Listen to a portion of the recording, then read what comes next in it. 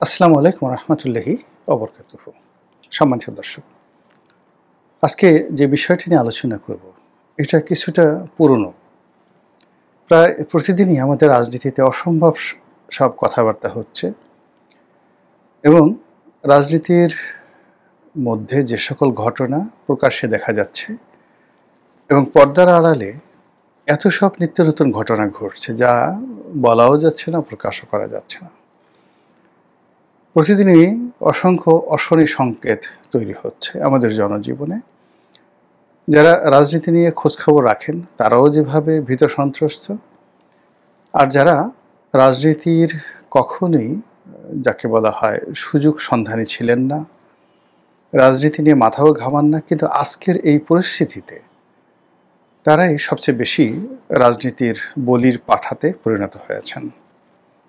ব্যবসা বাণিজ্য, গৃহ শান্তি, এরপর সামাজিক সংহতি, আইনশৃঙ্খলার অবনতি থেকে শুরু করে প্রতিদিন যেভাবে বেকার সমস্যা ত্রাস আকারে সারা বাংলাদেশকে গ্রাস করছে, তাতে করে একজন নাগরিক হিসেবে মানুষের যে বেঁচে থাকার যে আশা আকাঙ্ক্ষা সব কিছুই ধূলিসাৎ হচ্ছে এবং একটি ঢেউ এসে অপর ঢেউকে সরিয়ে নিয়ে যাচ্ছে। আমি যখন আজকের এই প্রসঙ্গটি অর্থাৎ লাউ এবং কদুর নির্বাচন কিংবা লাউ কদুর সঙ্গে মূলা এই সংক্রান্ত বিষয় নিয়ে আলোচনা করতে চাচ্ছিলাম এই কারণে যে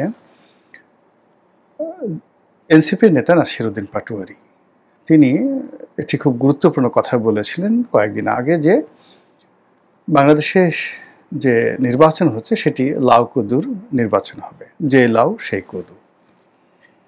এখানে জামাত এবং বিএনপি উভয়কে তিনি ইঙ্গিত করে যেটি বলার চেষ্টা করেছেন, জামাত এবং বিএনপি এখন একই দল, তারা ভং ধরেছে। জাতীয় স্বার্থ বলে কিছু নাই, তাদের ব্যক্তিগত স্বার্থ এবং নির্বাচনে তারা জয়লাভ করার জন্যই মূলত ভং ধরেছে। আর নিজেদের মধ্যে যখন সমঝোতা হয়ে যাবে তখন সবাইকে প্রতারিত করে তারা এমন একটা সাজানো নির্বাচন করবে, যেই নির্বাচনে একদিকে লাউ অন্যদিকে কদু, অর্থাৎ জামাত একদিকে বিএনপি একদিকে, আর বাকি যে সমস্ত নাটক এখন হচ্ছে সবাই ছিটকে যাবে এর থেকে। এই বিষয়গুলো নিয়ে আলোচনা যখন করব, ঠিক এরই মধ্যে প্রধান উপদেষ্টার সঙ্গে তিন বাহিনী প্রধান দেখা করেছেন। এর মধ্যে ভারতের সঙ্গে আমেরিকার একটি যাকে বলা হয় প্রতিরক্ষা চুক্তি হয়েছে এবং এই যে বিএনপি এবং জামাতের সঙ্গে সম্পর্ক নিয়ে এনসিপি যে কথা বলার চেষ্টা করেছিলেন তার প্রেক্ষিতে যে রাজনৈতিক পরিস্থিতি সেটা আবার এখন নেই। এখন আবার অবস্থা দৃষ্টি মনে হচ্ছে এনসিপির সঙ্গে জামাতের যে সম্পর্ক সেই সম্পর্কটি আবার ফিরে এসেছে এবং জাতীয় নির্বাচনের পরিবর্তে এখন গণভোট নিয়ে, নভেম্বর মাসে গণভোট নিয়ে জামাত এবং এনসিপি যেভাবে কথাবার্তা বলছে তাতে করে সেই লাউ কদুর যে নির্বাচন সেই নির্বাচনের যে প্রসঙ্গ নতুন বিতর্কে জমা দিয়েছে। এখন নাসিরউদ্দিন পাটোয়ারি অসাধারণ একটি কথা আবার বলা শুরু করেছেন। তিনি বলা শুরু করেছেন যে নভেম্বর মাসেই হোক বা যেদিনই হোক জাতীয় নির্বাচনের আগে গণভোট হতে হবে, অর্থাৎ তিনি আবার সেই জামাতের পক্ষে কথা বলছেন এবং তিনি সে কথা বলতে গিয়ে আবার ইন্ডিকেট করেছেন যে বিএনপি গণভোট না হওয়ার জন্য যে যুক্তি দিচ্ছে, টাকা লাগবে, একটা নির্বাচন করতে অনেক টাকা লাগবে। তো তার বক্তব্য হলো যে টাকার অভাব নেই। বিএনপির একজন ঠিক যুব নেতা ঢাকা মহানগরীর মিস্টার নয়ন, রবিউল ইসলাম নয়ন, তার দিকে ইন্ডিকেট করে বা তাকে সরাসরি তার নাম উচ্চারণ করে বলার চেষ্টা করেছেন যে এই রবিউল ইসলাম নয়ন যত টাকা চাঁদাবাজি করে তিনি যাকে বলে কামিয়েছেন, এটাকে অর্জনও বলা যাবে না, উপার্জনও বলা যাবে না, কামিয়েছেন। এই চাঁদাবাজি টাকা দিয়ে আসলে একটা জাতীয় নির্বাচন করা সম্ভব। প্রায় ৩,৫০০ কোটি বা ৪,০০০ কোটি টাকার মতো লাগবে নাসিরউদ্দিন পাটোয়ারির হিসাব অনুযায়ী বিএনপির একজন লোকই তো এই টাকা চাঁদাবাজি করেছে, আর সারা বাংলাদেশে বিএনপির অন্যান্য নেতারা কি করেছে সেটা তিনি বলেননি এখানে। তো এই অবস্থাতে রাজনীতির যে গতি প্রকৃতি আপনি দেখুন প্রতিদিনই পরিবর্তন হচ্ছে, কিন্তু তারপরেও এই কথাটা একেবারে অপরিহার্য যে ওই লাউকদুর যে নির্বাচন সেটা কিন্তু প্রাসঙ্গিকতা থেকে যাচ্ছে। নির্বাচন সম্পর্কে আমাকে অনেকে জিজ্ঞাসা করেন, এমনকি বিএনপির যে সকল লোক মঞ্চে গলা ফাটান নির্বাচন হবেই মানে ফেব্রুয়ারি মাসে, যে সমস্ত বিএনপির নেতারা কোট টাই স্যুট কিনে একেবারে বসে আছেন যে নির্বাচন হওয়ার সঙ্গে সঙ্গে তারা মন্ত্রী হয়ে ক্যাবিনেটে বসবেন, এই সিদ্ধান্ত যাদের শতভাগ, অর্থাৎ বিজয়ী হবেন এবং মন্ত্রী হবেন, সে সকল মানুষও সময় পেলে জিজ্ঞাসা করে যে রনি ভাই আচ্ছা আপনি বলেন তো, আপনার তো বিভিন্ন রকম প্রশংসার রকম কথাবার্তা বলে আচ্ছা আপনি বলেন তো নির্বাচন আদৌ হবে কিনা। তা আপনি বোঝার চেষ্টা করুন নির্বাচন সম্পর্কে বিএনপির শীর্ষ পর্যায়ের যারা নেতৃবৃন্দ রয়েছেন তাদের একান্ত ভাবনা কি। আওয়ামী লীগের পলাতক নেতা, দেশান্তরী নেতা, দেশের মধ্যে যারা আছেন তারা, যাদের সঙ্গে আমার কথা হয় সবাই একই কথা, নির্বাচনের ব্যাপারে আপনার মতামত কি। আর অন্যান্য যারা আমার ইউটিউবে ভিডিও দেখেন, টকশো দেখেন, তারা তো বুঝতেই পারেন, তাদের সকলের জন্য যেটা আমি বলেছি বা বলি একই কথা আবার বলছি, সেটি হলো যে নির্বাচন যদি ফেব্রুয়ারি মাসে হয় কিংবা ইউনূস সরকারের অধীনে হয়, ফেব্রুয়ারি না হয়ে জুনে হতে পারে, জুনে না হয়ে ধরুন 2026 সন, এই তো 2026 সনের ডিসেম্বর মাসে হতে পারে ধরুন হলো, অথবা 2027 সনে হতে পারে।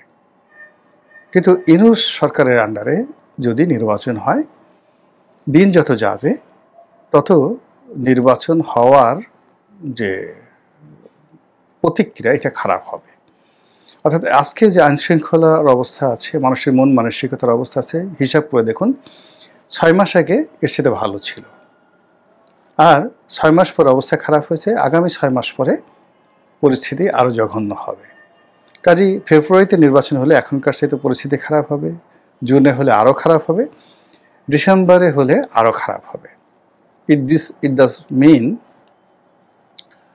যে একটা নির্বাচন অনুষ্ঠান করার জন্য সরকারের যে স্ট্যাবিলিটি দরকার, শক্তিমত্তা দরকার, তারপরে যে ধরনের ব্যক্তিত্ব দরকার, পার্সোনালিটি দরকার, ভিশন দরকার, মিশন দরকার, এটা হয়তো 2024 সনে সম্ভব ছিল, কিন্তু এখন এই সরকারের সকল কর্মকাণ্ড সম্পর্কে মানুষের ভয় আতঙ্ক চলে গেছে, মর্যাদা, সম্ভ্রম, বিশ্বাস, আস্থা শূন্যের কোঠায়। ফলে নির্বাচনের প্রতিটি কেন্দ্র মানে সংসদে আসন নয়, একটি সংসদীয় আসনে যদি গড়ে 500 করে ভোট কেন্দ্র থাকে, তাহলে আপনি চিন্তা করুন 15,000 কেন্দ্র, ভোট কেন্দ্র সারা বাংলাদেশে অন অ্যাভারেজে। এই 15,000 ভোট কেন্দ্র এক একটা মৃত্যু কূপে পরিণত হবে। সেখানে যার যা শক্তি আছে, যার আধিপত্য আছে, সে সেটা বিস্তার করার চেষ্টা করবে। এই গেল এক, অর্থাৎ মারামারি, কাটাকাটি, হানাহানি, এগুলো বন্ধ করার মতো শক্তিমত্তা রাষ্ট্রে এই মুহূর্তে নেই এবং এটা ধীরে ধীরে কমতে থাকবে। দ্বিতীয় অপশন কি? দ্বিতীয় অপশন হলো যে ভোট হবে, বিভিন্ন জায়গাতে ভোট হবে, হাতে গোনা অল্প কিছু ভোট কেন্দ্র ছাড়া বেশিরভাগ ভোট কেন্দ্রে ভোটাররা আসবে না। এবং এই ভোটারদের সংখ্যা কি পরিমাণ হবে হিসাব করে দেখুন যে আওয়ামী লীগের একক কর্তৃত্ব প্রায় তাদের নেতৃত্বে 50% ভোটার, এর মধ্যে আওয়ামী লীগের ভোটারই 35%। তারপরে ছাত্রলীগ, যুবলীগ, রাষ্ট্রশক্তি, মানে তাদের যে শক্তিমত্তা, অর্থাৎ বিএনপির এখন যে শক্তি তার চেয়ে 100 গুণ বেশি শক্তি ছিল আওয়ামী লীগের। আর শেখ হাসিনা সরকারের ক্ষমতা এখন যে ইউনূস সরকার তার চেয়ে 100 গুণ বেশি ছিল। শিবির ছাত্রদলের এখন যে ক্ষমতা তার চেয়ে ছাত্রলীগের ক্ষমতা 100 গুণ বেশি ছিল। এত কিছু করার পরেও যেহেতু ভোটটি আকর্ষণীয় হয়নি, প্রতিদ্বন্দ্বিতা ছিল না, উপযুক্ত প্রার্থীর সঙ্গে উপযুক্ত প্রার্থীর যাকে বলা হয় প্রতিদ্বন্দ্বিতা ছিল না। যেমন ধরুন যেখানে বিএনপির সঙ্গে আওয়ামী লীগের হবে, আওয়ামী লীগের সঙ্গে বিএনপির হবে, বিএনপির সঙ্গে জামাতের হবে, জামাতের সঙ্গে আওয়ামী লীগের হবে, এরকম মানে প্রতিটি কেন্দ্রই প্রতিযোগিতামূলক হবে এবং সেখানে ভোটাররা আসবে। আদারওয়াইজ ভোটারদের ইচ্ছা থাকা সত্ত্বেও ভোট কেন্দ্রে ভোটার যায় না, আসে না, কখনো আসে না। যেমন দেখা গেল যে 2014 সনে যত ভোটার এসছে তার অর্ধেক ভোট আসছে 2018-তে ভোট কেন্দ্রে, বাকিরা সব কেটে কুটে রেজাল্ট শিট বানানো হয়েছে। আর 2018-তে যে ভোটাররা আসছে তার 70% আসছে। 2024 সনে আমির যে নির্বাচন হলো সেখানে সাকুল্যে ভোটার সংখ্যা ছিল 5 থেকে 6%, আর 10 থেকে 12% ভোটার ছিল 2018 সনে। আর সাকুল্যে 20% ভোটাররা ভোট দিয়েছে বিনা প্রতিদ্বন্দ্বিতার তার ভোটে। যদি এই ধারা অব্যাহত থাকে, এবং এটার সম্ভাবনা অনেক বেশি, তাহলে যে নির্বাচন আগামীতে যেটা ডক্টর মোহাম্মদ ইউনূসের অধীনে হতে যাচ্ছে, BNP versus Jamaat, Jamaat versus NCP, NCP versus BNP, এই তো সেই ভোটের আকর্ষণ অতীতের যে কোনো ভোটের চাইতে কম হবে। আগে যে 3টা ভোট বললাম, ফলে ভোট কেন্দ্রে 3% থেকে 5%-এর বেশি ভোটার আনা যাবে না। তাহলে কি করতে হবে? সিল পিটাতে হবে। কে পিটাবে? যে শক্তিশালী প্রার্থী সে পিটাবে, অথবা পুলিশকে দিয়ে, প্রশাসনকে দিয়ে, মিলিটারিকে দিয়ে পিটাতে হবে। রেজাল্ট শিট তৈরি করতে হবে মুখ রক্ষা করার জন্য। এখন 24 সনে যেটা সম্ভব ছিল এখন সেটা সম্ভব নয়। এখন আপনি সিল পিটাতে যান, কেয়ামত হয়ে যাবে। এজেন্ট আছে, সব কিছু আছে, ভোটার নেই, কিন্তু আপনি সিল পিটাতে পারবেন না। আবার রেজাল্ট শিট তৈরি করতে যাবেন, কে ঘোষণা করবে? টিওনো সাহেব, ডিসি সাহেব। মুহূর্তের মধ্যে ডিসি অফিস, টিওনো অফিসে আগুন দাউ দাউ করে জ্বলতে থাকবে। ফলে ওই যে নির্বাচনের যেই লাউ সেই কদু। এখন এটা যদি আপনি 2014, 2018, 2024 এই নির্বাচনের সঙ্গে আগামীর যে নির্বাচন আশা করেন, সেটা সেই লাউ কদুর নির্বাচন। আবার নাসিরউদ্দিন পাটোয়ারি যেটা বলেছেন যে জামাত এবং বিএনপি যেই লাউ সেই কদু, মানে যারাই লাউ তারাই কদু, যারাই কদু তারাই লাউ। এটাকেও যদি আপনি অতীতের নির্বাচনের সঙ্গে তুলনা করেন, দেখুন সেখানে জাতীয় পার্টি এবং আওয়ামী লীগ যেভাবে বন্ধু থেকে শত্রু হতো, শত্রু থেকে বন্ধু হতো, সাজানো গোছানো বিরোধী দল হতো, অনুগত বিরোধী দল হতো, তারপরে গৃহপালিত বিরোধী দল হতো, ঠিক সেই লাউ এবং সেই কদুর মতো আগামীতে একটি সংসদ নির্বাচন যদি হয় এবং বিএনপি এবং জামাতের মধ্যে প্রতিযোগিতা সব কিছুই অতীতের জাতীয় পার্টি এবং আওয়ামী লীগের মতো হবে। একটা দুর্ভাগ্য বারবার শুধু ঘুরে ফিরে আমাদের কাছে আসছে বিভিন্ন স্রোতে। এই গেল দ্বিতীয় লাউ এবং কদুর যে আশঙ্কা। 3 নম্বর হলো যে নির্বাচন একেবারে হয়ে গেল, ধরুন হয়ে গেল, লাউ কদুর নির্বাচন হয়ে গেল, ভোটও মানে সিল পিটানো হলো, ভোট কেন্দ্রে ভোটার যে কজনই আসলো ডাজ নট ম্যাটার, ঘোষণা করা হলো বা দেখানো হলো শতকরা 82%, 92%, 90%, এমনকি 103%, 104% ভোটার ভোট কেন্দ্রে উপস্থিত হয়ে ভোট দিয়েছেন। ভালো কথা। কতদিন চলবে?